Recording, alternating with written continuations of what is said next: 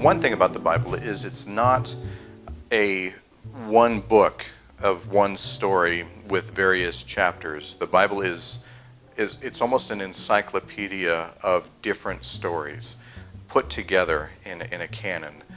There are stories that are historical.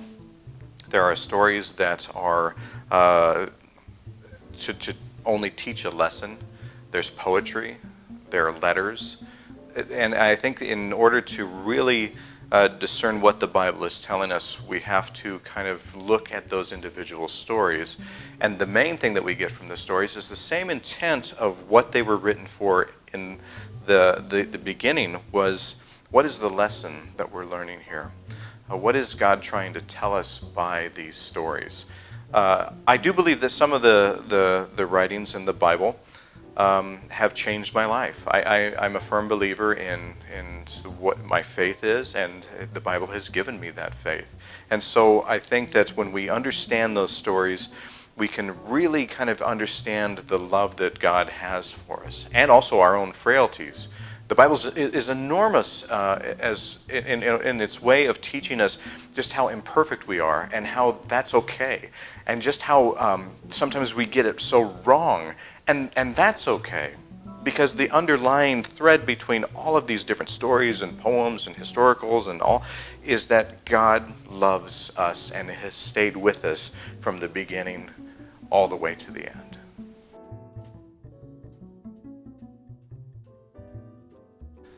Jesus was God experiencing us in the flesh. He was a person that felt angry and sad and hurt and fearful and great joy and laughed. He was a person that got his feet dirty. He was a person that loved and adored children.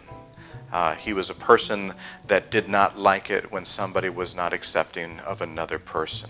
He didn't like it when somebody thought that they were the answer to the whole God thing. He didn't like it when somebody thought that their authority superseded the love of God. Jesus was somebody that we can work very, very hard to imitate and to be more like. He was someone that made the ultimate sacrifice, and he is somebody that I believe determines the joy in our life and the grace in our life. I think that when we are hurting, he's hurting. I think that he is with us through the pain, and he is also helps us find the solution to that pain. And I think that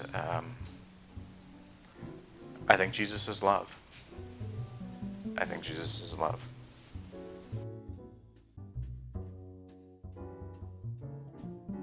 Grace and salvation, I'm not sure if you can have salvation without mentioning grace.